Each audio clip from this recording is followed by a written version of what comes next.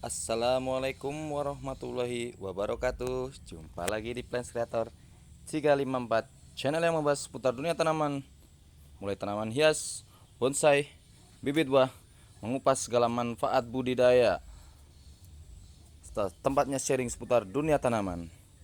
Oke, di konten kali ini kita akan membahas tentang bagaimana cara memilih terah yang baik untuk indukan yang agar nanti bisa menghasilkan benih-benih yang bagus. Dan sebelum masuk konten, saya ingatkan lagi, jangan lupa subscribe, like, dan komen serta share-nya agar channel ini terus berkembang. Oke, langsung masuk saja ke konten. Gelombang cinta ataupun biasa disebut wave of love atau GC ada 3 macam jenis. Yang pertama GC var putih, GC var kuning, dan GC var mint. Akan tetapi jika untuk indukan saya rekomendasikan agar memilih indukan GC var putih. Bagaimana cara memilihnya? GC var putih yang bagus. Sebelum kita ulas di situ, mari kita ulas dulu jenis-jenis dari gelombang cinta varigata ini.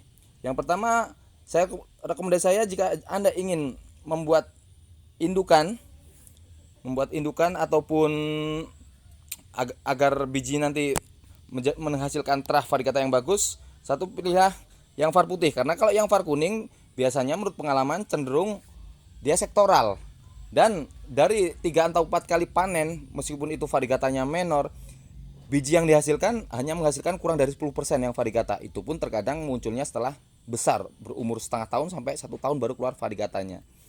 Dan untuk cacahnya juga atau budidaya secara vegetatif itu juga kurang bagus atau sulit.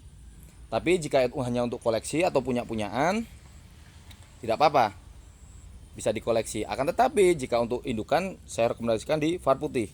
Dan ada juga var mint. Kalau var mint, kelemahannya ketika dia daun muda menor, tapi ketika daun tua dia akan berkurang seperti ini, mint, menjadi pudar varigatanya, dan budidayanya juga cenderung lama. Ini karena stres kan dari pindahan dari split ini ya. Dan ini dengan cara split juga sulit, dan daunnya juga gampang lonyot ya. Sehingga saya tidak recommended untuk ini. Yang saya rekomendasikan adalah gelombang cinta var putih jika Anda ingin budidaya secara generatif ataupun vegetatif. Dan bagaimana cara memilih terah yang bagus? Yang pertama, dari kecil, jika kita beli kecil atau babyan, cenderung banyak yang memilih terah yang bagus. Bagus juga nggak masalah. Akan tetapi kalau menurut rekomendasi saya, pilihlah yang agak sedang. Kenapa? Tidak begitu lama untuk menghasilkan tongkol. Yang kedua, kita bisa melihat jejak varigatanya. Ini dari daun bawah tidak menor ataupun cenderung banyak hijaunya. Akan tetapi jejak varigatanya semakin ke atas semakin menor. Dan ini saya pilih menjadi calon indukan saya. Karena kenapa? Pengalaman yang lalu-lalu. Jadi ketika semakin ke atas semakin menor, anakan yang dihasilkan bisa 90% lebih untuk varigatanya. Karena jika yang seperti ini yang memang dari kecil menor, dia cenderung tidak begitu menor, tidak begitu mewah varigatanya. Meskipun jika di split, gelombang cinta ini cenderung polkadot ya, ataupun banyak putihnya. Akan tetapi semakin ke atas, kalau kita salah treatment atau salah perawatan, biasanya banyak hijaunya. Jika untuk indukan, saya rekomendasikan bisa memilih yang semakin ke atas semakin bagus untuk varigatanya. Karena semakin banyak varigatanya marble seperti ini, nanti biji yang dihasilkan akan menghasilkan biji varigata yang bagus. Dan jika disilangkan dengan jenis hitam seperti ini, nanti akan banyak menghasilkan varian merah, pink, ataupun semu pink. Dan saat ini sudah mulai keluar ya gelombang cinta pink ataupun red gelombang cinta, tapi mungkin belum banyak di pasaran karena memang budidaya secara generatif ini cukup lama ya. Mulai dari silang, jika gelombang cinta ini mulai dari silang sampai panen membutuhkan waktu 4 sampai 6 bulan tergantung besar tongkol dan pola perawatannya. Dan dari semai sampai dijual dengan ukuran 5 cm itu bisa 4 sampai 6 bulan juga. Dan di sini juga ada gelombang cinta yang hijau, tadinya hijau bawahnya, akan tetapi semakin ke atas semakin keluar. Biasanya jenis-jenis seperti ini jika untuk indukan bagus, karena nanti yang akan kita gunakan untuk biji atau tongkolnya adalah yang di atas. Jadi saya rekomendasikan sebagai pengalaman, pilihlah yang jejak terah variegatanya bagus. Jangan yang dari bawah bagus tapi semakin ke atas semakin murtad atau kurang menor. Tetapi pilihlah yang semakin ke atas semakin bagus atau semakin menor. Karena gelombang cinta ini cukup unik, cukup bagus karakternya, wajib, saya bilang wajib dikoleksi untuk semua para pencinta tanaman hias. Selain itu kita bisa mengoleksi yang lain, bisa sebagai bahan-bahan silangan agar menjadikan hybrid baru, terutama jenis-jenis hitam, karena hitam itu adalah joker dari warna. Karena warna variegata yang dilapisi dengan warna hitam akan mengeluarkan terah pink ataupun merah.